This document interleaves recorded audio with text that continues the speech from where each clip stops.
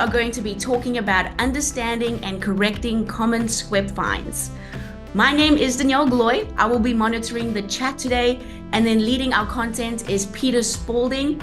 So we work on the Supplier Wiki team, which, if this is your first time hearing about Supplier Wiki, we help create free educational resources like ebooks, articles, and webinars. Our goal is to make content that is going to be the most beneficial to you and that is ultimately going to set you up for success. So really happy that you all get to join us today. So for the agenda, we have a packed one for this hour. We are going to go over SupplyPike's findings on the most common SQEP finds that we have seen occur.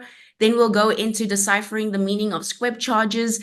So essentially, we'll go through what those different charges mean, which once you know what they are, you can learn how to prevent them or dispute them, which is what we'll be going over for a little bit towards the end. And then we will wrap it up with a live Q&A. So a few FAQs that we typically get during webinars. The first one is, will we be getting a copy of the slide deck? Yes, absolutely. You can expect to see the PDF version of the slide deck as well as the recording of this webinar appear in your email inbox in about 3 to 4 business days. You can also find our webinar recordings on YouTube under SupplyPike, or you can find them on our Supplier Wiki website where you can download a variety of our slide decks. Second question that we typically get is, what is the best way to ask a question? So at the bottom of your screen, you'll see a Q&A tab that has 2 little text bubbles. And this is where we ask you to please submit any questions related to the content, as I will be able to monitor them and then tee them up for Peter for the Q&A time at the end. If there is a question that pops up that is maybe pertinent to the content on the slide that Peter is going through, I may pop in during the webinar, but for the most part, I'll be saving the questions for the end. And last little thing before we get into the content, if you are new to our webinars or have never heard of SupplyPike, we create cloud-based tools that help CPGs reduce revenue loss. We do this in a lot of different ways and with multiple different retailers like Walmart, Target, Amazon, Home Depot, and Kroger. And last thing I will say here is we work with a lot of great suppliers. We have some of them up here today. And if you aren't currently working with us, we would love to see your brand's logo up here in the future. And with that, I will hand it over to Peter to get into today's content. Okay, thank you, Danielle. That was wonderful.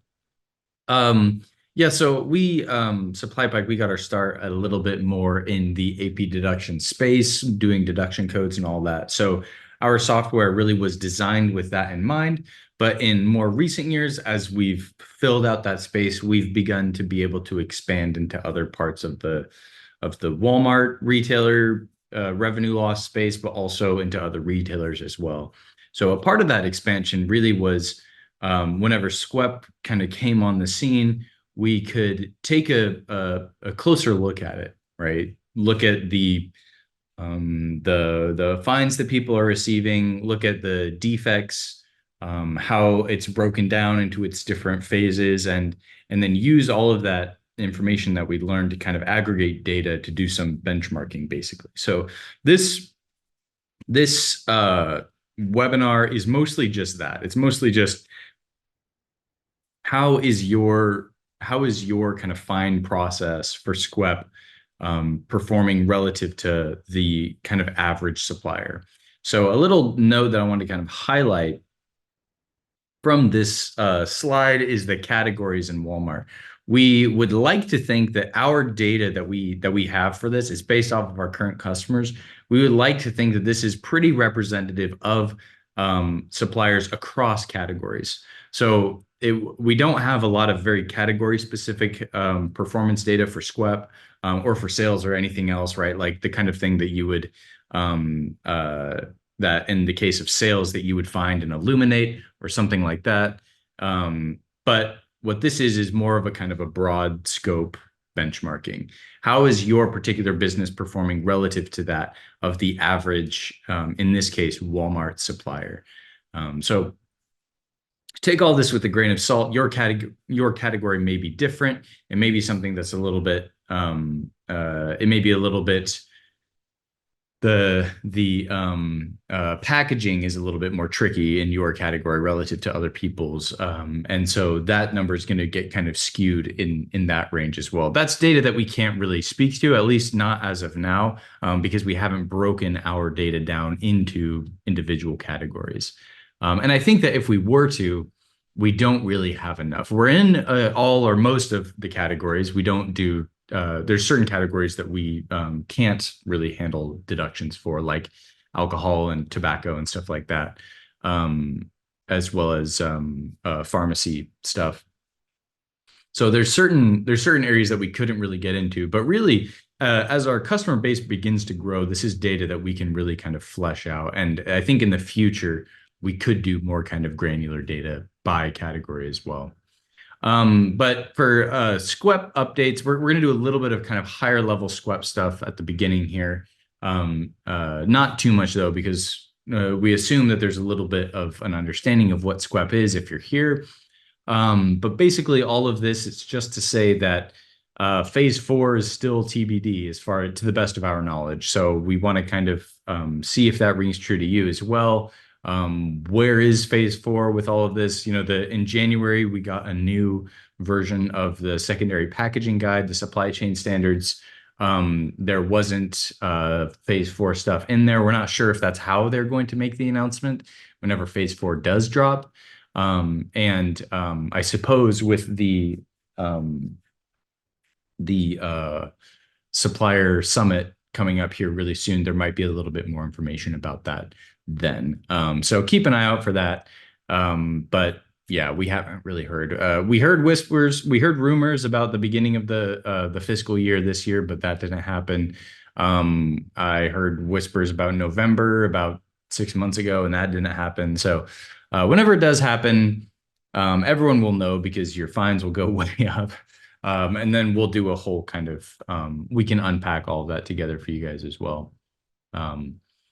But I want to kind of couch this conversation today a little bit in those terms as well, right? Phase 4 isn't out yet. So when it does come out, there's going to be a whole lot of defect types and sub-defect types that come out as a result of that too. So it'll really shape the way we are, it'll really shape the way that we're thinking about all of this process. But there's a lot of different ways that these fines are calculated in terms of the individual fines, or if it's an automated process, there will be just a kind of flat rate fee for every defect. Automation is changing all of this. It's something I usually am harping on a lot in these webinars. So look out for that, brace yourself for that. And then we also have this massive unwieldy document that I've already referenced, this secondary packaging supply chain standards that makes it and it's not even at the most granular level of detail either. There are some more regulations and rules that come into effect as well, but it's a very unwieldy, very difficult text to go through and to make sure that you're doing everything right. Also, the metaphor that I like to use a lot is just that Walmart is like a little country, you know, its GDP is that, and there are so many different moving parts and pieces. So yeah. But another part of the problem that we talk about a lot is just the way that Retail Link is kind of structured in this more fractured way. There's a lot of different apps that have to be used in order to aggregate all of the information that you need, and it can create something of a storm. So we're going to start with some kind of just higher level numbers, data that we've pulled from somewhere around 240 suppliers.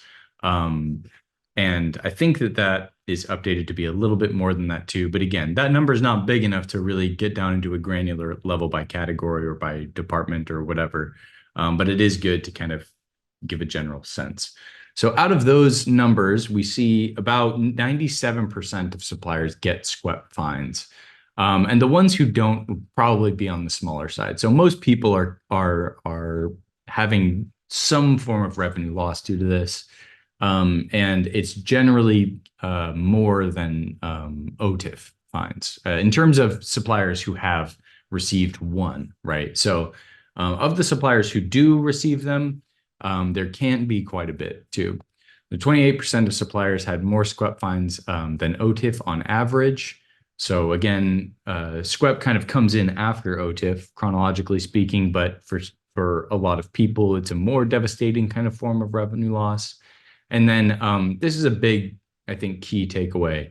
5 of the defects make up 83% of the total fine. So 5 specific SQEP errors are really the big contributors to revenue loss in SQEP. And we'll look at what those are, and we'll talk all about how to kind of investigate them, how to ameliorate it, how to make it better, how to avoid them in the future, and all that. So yeah, and again, this is across all categories. It's not just, it's not limited to one. So this is more recent SQEP fine data. In the past, when we've reported on this, we started with the very beginning of SQEP and showed how it progressed from just PO accuracy into some of the others as well. But now I like this graphic because it gives you a little bit more of a sense of how SQEP has kind of stabilized over time. I say kind of stabilized because there's quite a bit of change there as well. These numbers are just based on our sample size. So those are not the average fines that an individual supplier is receiving. It's just kind of what we were looking at across the whole thing. One thing too, I think that is that I would like to kind of just point out is that for SQEP and OTIF, the fines do matter. Sometimes they are really big, but compared to something like shortages, compared to your average kind of AP deduction, it's not the total cash value of the fine that's really that's really damaging so much as it is kind of the relationship with the supplier or your like standing with Walmart, right? So how competitive you can be in your category with other competitors. What Walmart is looking at in part is really stuff like SQEP performance, OTIF performance, right? So they aren't as devastating from just a kind of purely accounting finance perspective, though sometimes for some people, for some suppliers, it really can be. For the most part, what we're seeing is just that it's something that can be really beneficial to your relationship with Walmart.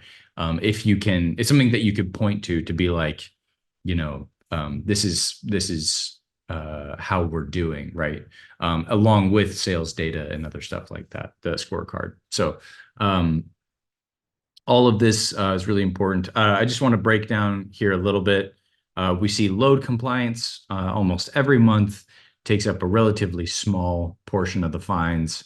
Pallet compliance is pretty small too and pretty steady over time. The big one, and it also is one that varies quite a bit or seems to vary quite a bit, is case compliance. So we'll be talking a lot about that.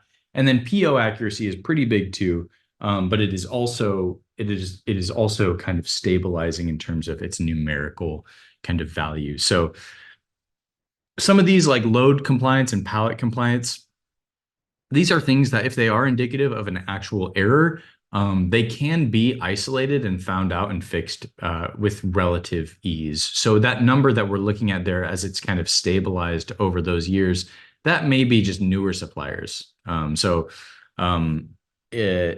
Seeing a lot of pallet compliance, like poor pallet build or something like that, seeing a lot of those fines over time is a red flag, and I would treat it as a root cause issue where you can get to the bottom of it and you can find it and then you can improve that and move on.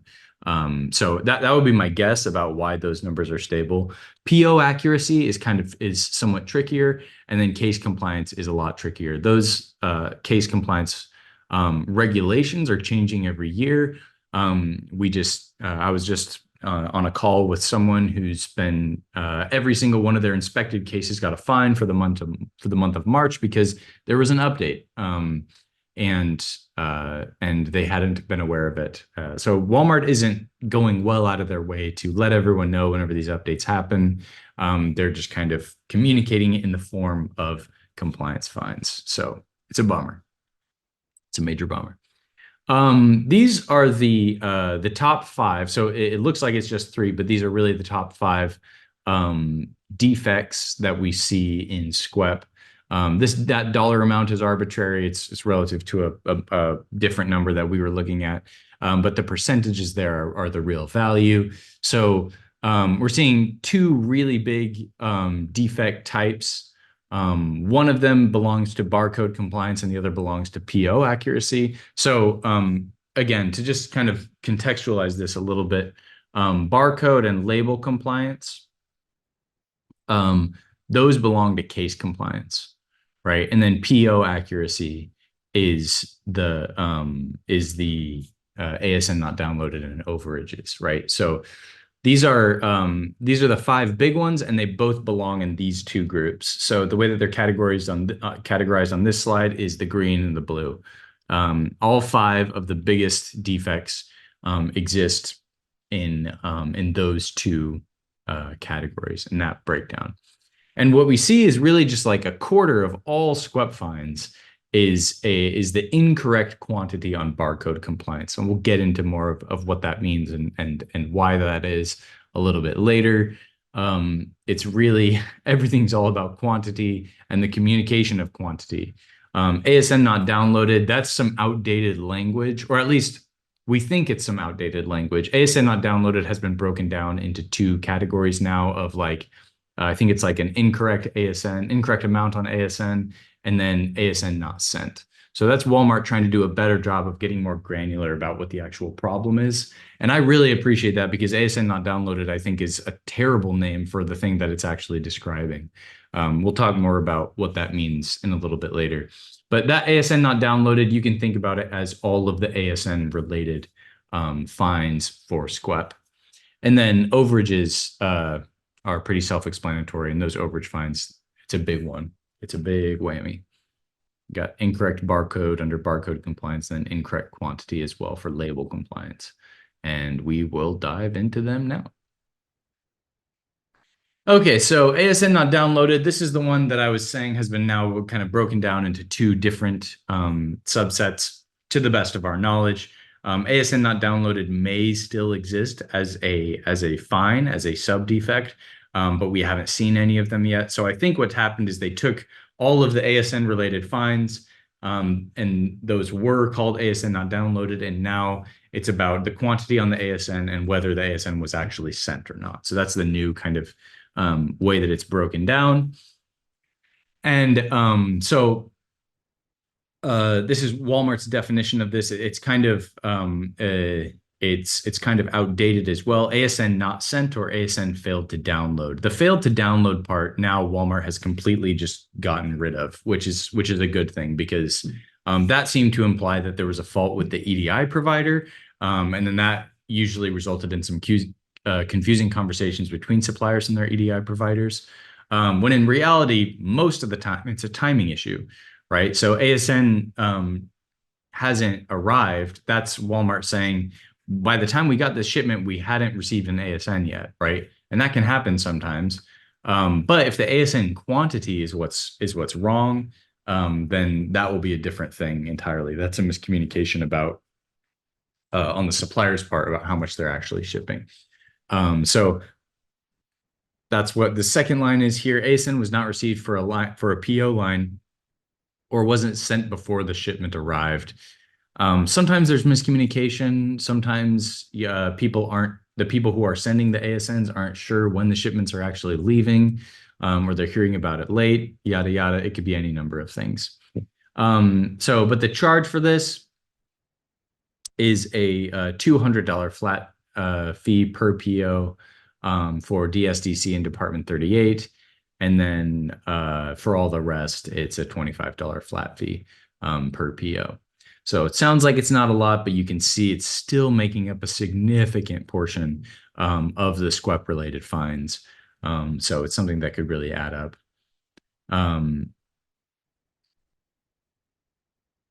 That is that. All right, overages. I want to kind of zoom out a little bit. Overages are potentially the most kind of confusing thing in this whole process. But what we're talking about when we talk about overages here is really overage fines.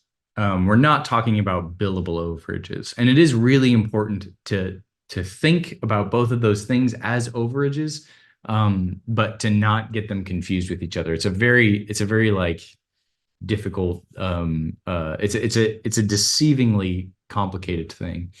But whenever you overship, you will receive a fine, a SQEP fine to Walmart. You'll receive a SQEP fine.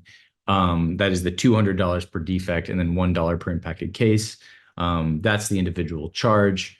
But overages should also be thought of as opportunities for billing Walmart for the things that were overshipped. Because what will happen in that context is Walmart will only pay you for what they received, and they'll hit you with a SQEP fine for an overage. And the SQEP fine is bad and they are costly, but it is kind of a blessing in disguise because it is Walmart's way of cluing you into the fact that they have stuff that they haven't paid for yet, and you can usually invoice for it.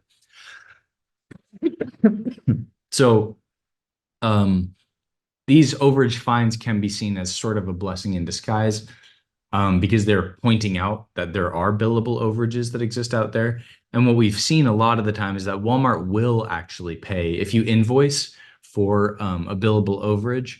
Walmart will usually pay for it. It's not your SQEP score won't improve, as a result of it, but you will be able to get paid for the stuff that you've given Walmart. So there's all that. Receiving errors are common at Walmart. This is an important thing to kind of shout out here. Yeah, avoiding overshipping is a good idea, but we do see a lot of invalid overages in terms of fines, but also in terms of billable overages. So it's helpful if these can be paired with shortages, but all of that is a very difficult process that, unless you have something like SupplyPike, it can be very difficult to kind of trace it all down. But that's another kind of thing that we would like to call out with overages, is that oftentimes there's a miscommunication between Walmart and the supplier about how much is going where, and they will perceive that they have been short shipped here and overshipped here, when in reality that was what was agreed on originally, and you can use that information to win some of that money back. So these aren't always legit. Oftentimes it is an indication that that you can bill Walmart for the stuff, for the extra stuff that was shipped, but not always. Okay, so incorrect barcode. What is it? This is covering kind of three main sub-defects: wrong format, incorrect quantity, and incorrect barcode. So we're going to kind of go through each of these. Incorrect barcode has varying definitions depending on how the issue is found. So normally, the charges are usually broken down by automation and inspection, because not everything is automated at Walmart yet.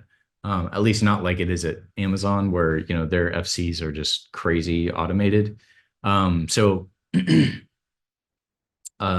the automation case, the correct format for the item configuration doesn't match the OLIF or item 360, the actual item setup. So if the wrong format is scanned, then they'll be able to tell you that, right? But if it's not, then it could be that there's no barcode, when in reality there might be. It just maybe isn't being noticed. So automation will kind of work differently.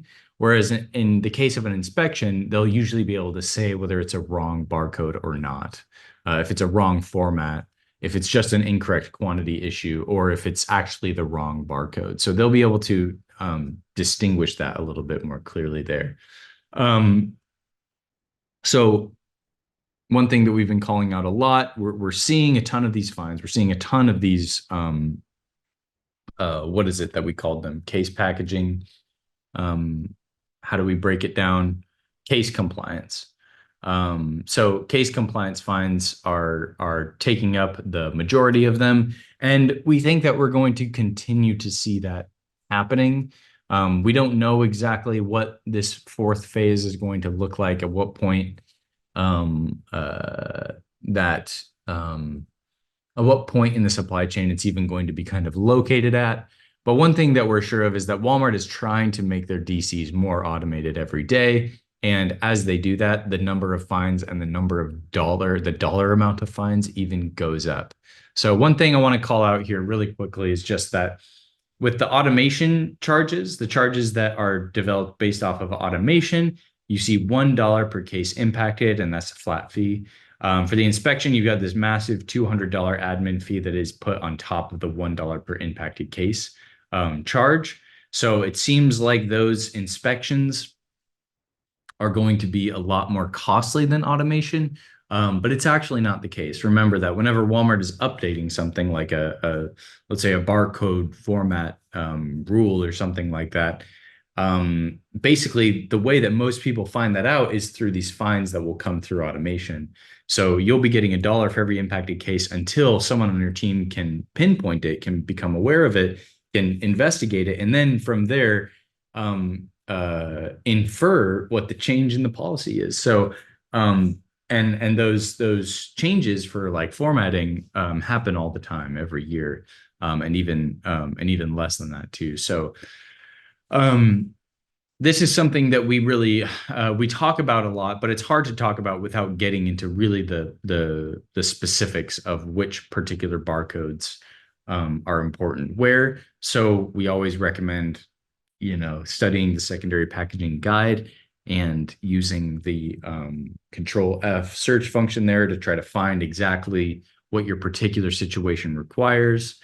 And then in the case of invalid fines, it's mostly for the manual inspection those are the ones that we see the most kind of invalid fines for. And the way that you can really determine their validity is by looking at your Fix-It tickets, which I don't think we're going to be talking about very much today. But Fix-It is a very important app for understanding the granularity of what went wrong in this particular instance. And that's because Fix-It is where they upload the images, as well as they include some of the other information about the fine itself. So a little shout out, in Fix-It, you can actually dispute these basically in app using the chat function by asking the right questions. If, like, for example, you're seeing a picture of shipments that aren't even your own, you can just kind of point that out in the chat function and it should get erased for you there. But for the most part, all of your disputing has to happen in high radius. Okay. Barcode compliance, incorrect quantity is kind of categorically different from the incorrect barcode problem. This is much more about the kind of miscommunication that happened between Walmart and suppliers about the amount ordered or about the amount shipped, and those expectations not being aligned. But the charging is exactly the same.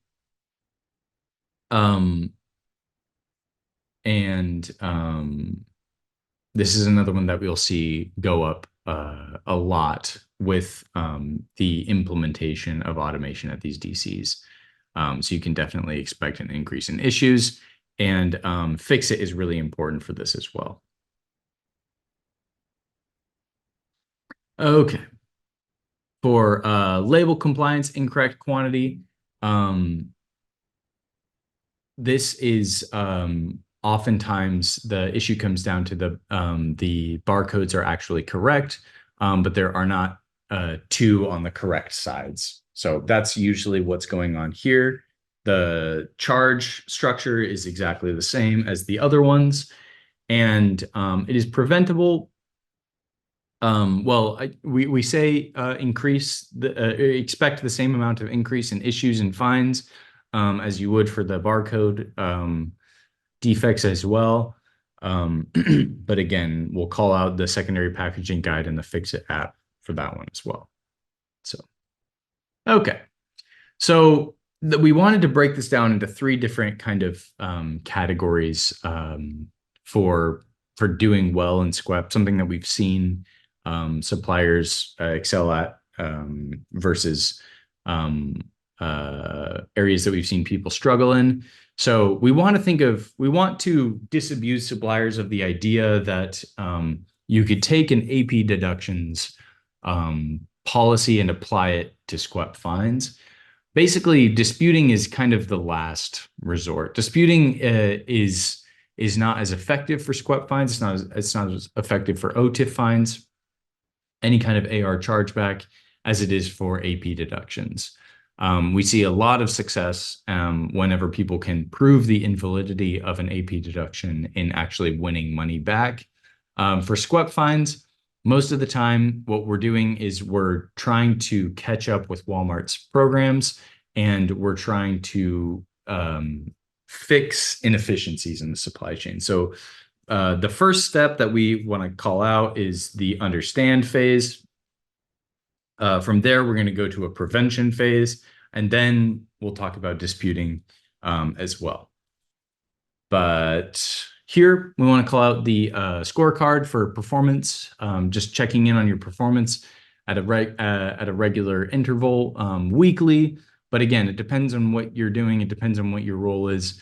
For some of you, it may be more important than for others. But I guess the main point is to not put it off until it's too late, because that will be a good idea. That'll be a good way of getting kind of a bird's eye view of the compliance performance throughout the company.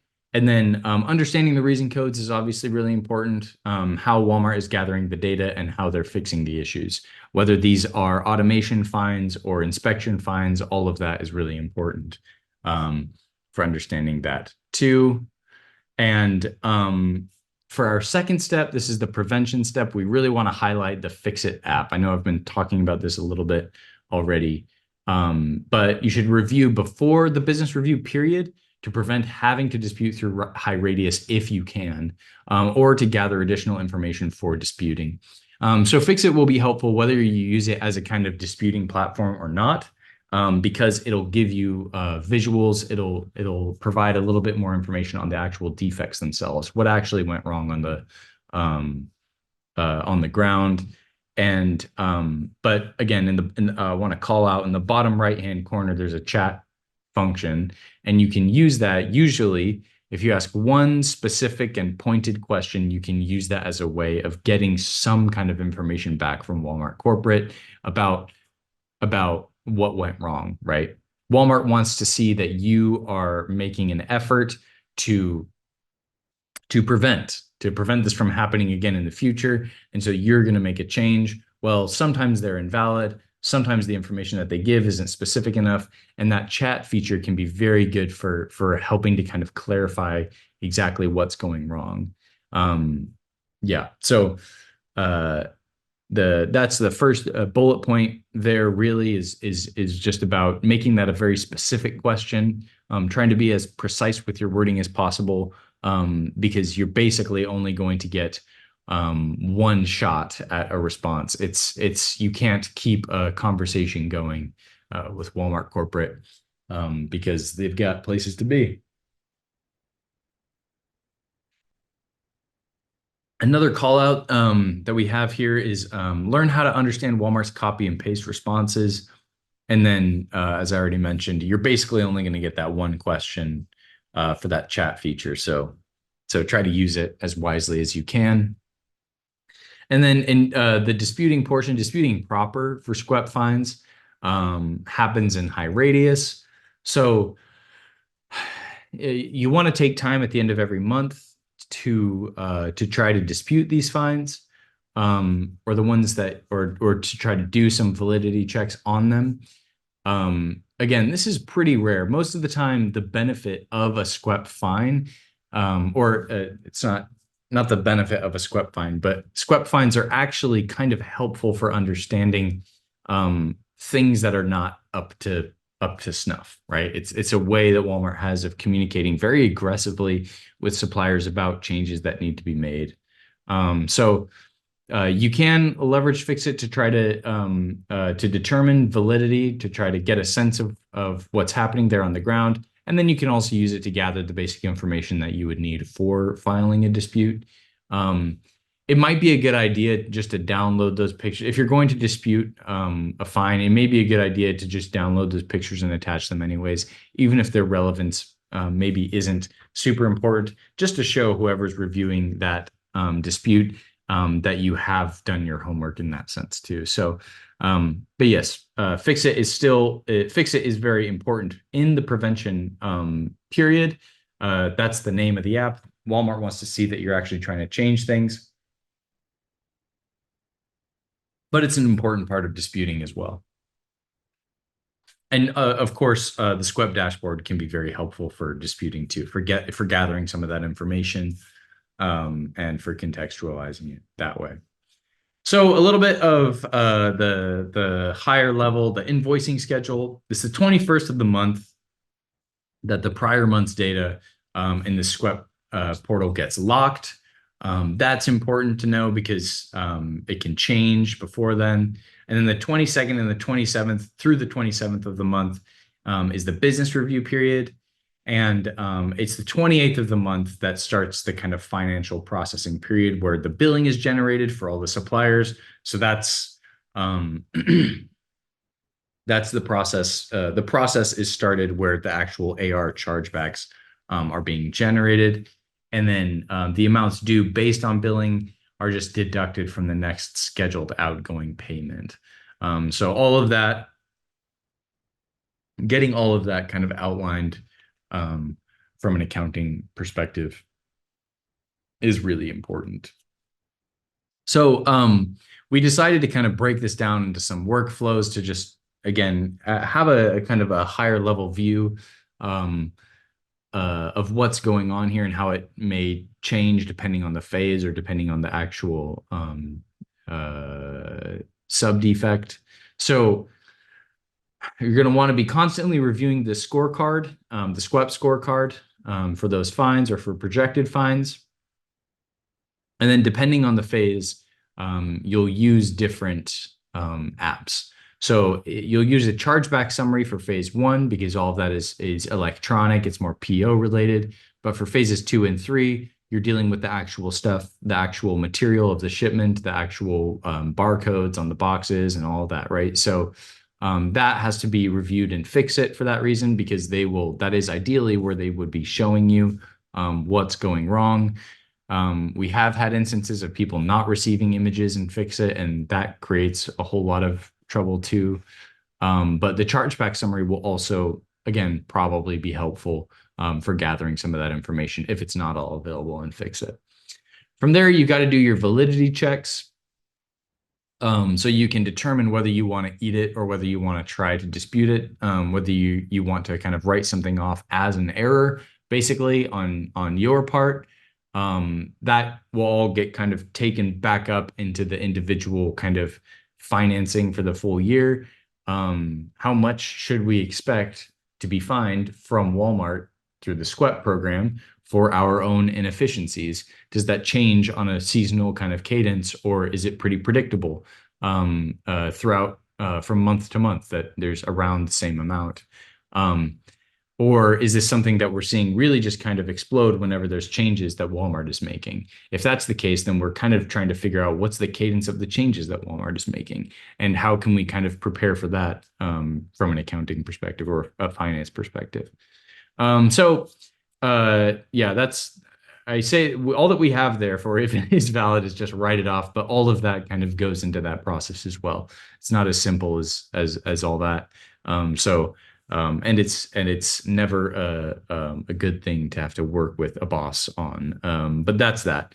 For the invalid fines, and again, it's almost wrong to think of it in terms of like the end point is actually disputing, but there are instances in which that's the case.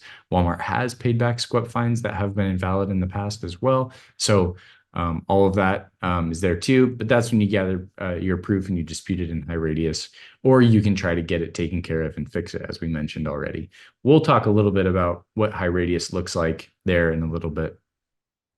But the final step, even though prevention is kind of the second portion that we talked about in this last section, prevention has to be this kind of recurring part of the whole process. So with each invalid fine or valid fine, whatever it is, saving the documentation and sharing those learnings with across other teams in the company, whether that's other retailer teams or whether that's other kind of functional teams within a single kind of retailer team.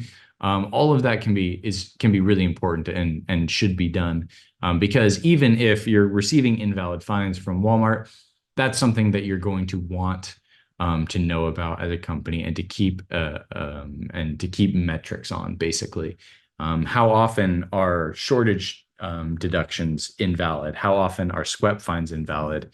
Are the PO fines more or less likely to be valid or not? Right. So speak of the devil.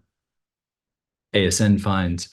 The only thing that we can really recommend that we've seen just work to help people reduce these fines, basically across the board, is just making sure that the ASN is sent before the shipment arrives at the DC. That's, I mean, the most, the clearest way of actually talking about it. And then the recommendation is to send as trucks are leaving the ship point. But yeah, that's, I mean, it's if you're working at a supplier where everything is prepaid or where everything is collect, you could kind of create a one size fits all program for the ASNs for when they're sent. You can send an ASN too early. So all of that is pretty tricky, and it has to do with what's the kind of diversity or variety of shipping methods that you have that can create a lot of complications with that problem, which can also result in fines. So this is, again, you'll dispute in high radius. This is one that you can't sort of co-opt through FIXIT, because FIXIT is only dealing with phases 2 and 3 fines, and ASNs are completely under the PO bucket, meaning it's just an electronic thing. It has nothing to do with actual material objects that are being shipped. Whereas phases 2 and 3, which is what FIXIT is for, is entirely about that. So it's all got to be done in high radius. And then we've just included some of the information that can be most helpful here. Obviously, ASN information does qualify as proof documentation in this case, but your EDI 997 accepted acknowledgement is really going to help, because that will, or it can help. I've heard that it's not always specific enough. It doesn't always contain enough specific information about the arrival of the ASN in terms of timing. But it does show that something has been received by Walmart's EDI. And so it is relevant for that as well. So that's a little call out for that. For overages, these are just for invalid. So you would only ever dispute an overage if it is actually not true. Walmart is saying that we received over, but they really didn't. Most of the time, what that would mean is that they ordered more than they thought they ordered. So they think that they're receiving over, but really they're not. So for prevention, using different colored stickers on boxes that are from different POs, but that are all together in one place can help. That's something that we've seen happen before. You can confirm the fulfillment information is correctly flowing to the warehouse by checking your EDI, and then you can confirm that your items are set up correctly. An incorrect item setup creates a multitude of woes, as you all are well aware. And this is just one of the ways that can be negatively affected. So this is also going to be submitted in high radius because it is also technically a PO accuracy issue, even though it is kind of dealing with the stuff as well. But you can find a lot of these by following invalid shortages. If you guys have a much more developed system for identifying invalid shortages, that's great. Follow those to see if they're connected to invalid overages in other places as well, because that's maybe what's happening is there's just two different quantities that are kind of screwed up. If this is correct, talk to your buyer to dispute with the information about the shortage in high radius. DSS or Illuminate data can be used to match up invalid overages as well, using that same method. So watch out for that. All righty. And for all of these, we've kind of lumped them all together here before going into high radius. But these are the other big three, and there's a lot of other ones as well. But big kind of call out for prevention is just that Walmart requires 2 properly formatted labels on each carton, with at least 1 placed on the longest side. So that's a big one. We still see that all the time, those fines coming through. Include required details like GTIN barcode, Walmart item number, supplier stock number, etc. And then again with item setup, if it's matching the barcode there, that will help you avoid a lot of issues. So you can assign the fix-it ticket back to Walmart with the reason if it is invalid and if it can be kind of talked about there. And if that's the case, and if they acknowledge it, then sometimes those fix-it tickets just disappear. And they don't turn into, and you don't end up getting fined for them. But if not, then you have to use that information that we talked about before, usually images from Fixit, to dispute those. We've seen it happen before where there's an incorrect quantity barcode compliance fine, and you can see 2 barcodes on it in the images, and one is on the longer side. It's weird, but it's happened before. And in that case, you could use that image as proof documentation in a dispute. So how would you actually do this in high radius? Well, there's 2 different sort of categorizations for where you'll see these charges, and it's open bills and closed bills, but this is just kind of either the ones that have been paid off or matched, and then those are with their transactions, those are the open bills, and then after they've been matched, those bills are closed bills, but both can be disputed, and we call that out. Some people think closed bills can't be disputed, but just a kind of fair warning. This is the dispute. So you basically just have to fill in the information for dispute reason, amount to be disputed. You attach the relevant documents, and then, of course, you can add comments there if necessary too. So you then want to kind of follow up on or edit these disputes. That is all there under the disputes tab, of course, on the home screen. And we want to call this out. I've been talking about overages a lot because of the way that these are sort of piled on top of others as well. A single kind of misunderstanding, whether on the supplier side or on the retailer side, can result in 3 different or 4 different even kind of forms of revenue loss. The example of an overage, I think, is a good one, where you send Walmart exactly what they ordered, but the perception is that it's overshipped. In that case, you would receive a fine for it, for the PO. In the case of actual overshipping, right, you would receive a fine for PO compliance. You would also not get paid for the stuff that you overshipped, which you would then need to invoice for if you weren't aware of. And it's possible too that could be connected to a shortage somewhere else as well. So all of that, again, depends on validity. It depends on who's at fault, but they can really kind of add up over time. So we want to call that out. We always want to call that out. And then we include these here too. I think that the Academy references or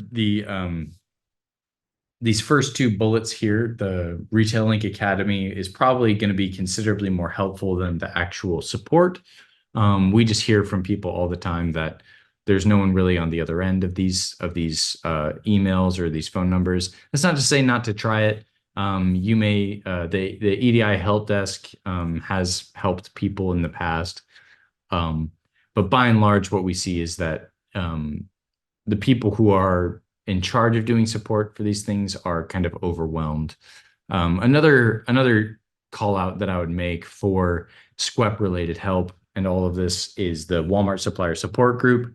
There's about 14,000 people in there, a lot of suppliers, a lot of brokers. There's some Walmart employees in there who it's their job to kind of go through and answer people's questions. But it's such a massive group. There's so many people in there, and there's such a great conversation that's happening all the time, that there's normally going to be a lot of help for whatever the issue is that you're having, at least some people to kind of point you in the right direction. So that's something that I would reference as well. I don't see any questions in the Q&A or in the chat. So hopefully that means that it was all going well. But if you have any lingering questions, or if you would like for us to kind of dig into one or more of these phases or a particular kind of defect, we can do all that too. So we'd love your feedback. Our emails are up there, and you can also find us at SupplyPike.com. Alrighty. Thank you all for joining. Hopefully we'll see you next time.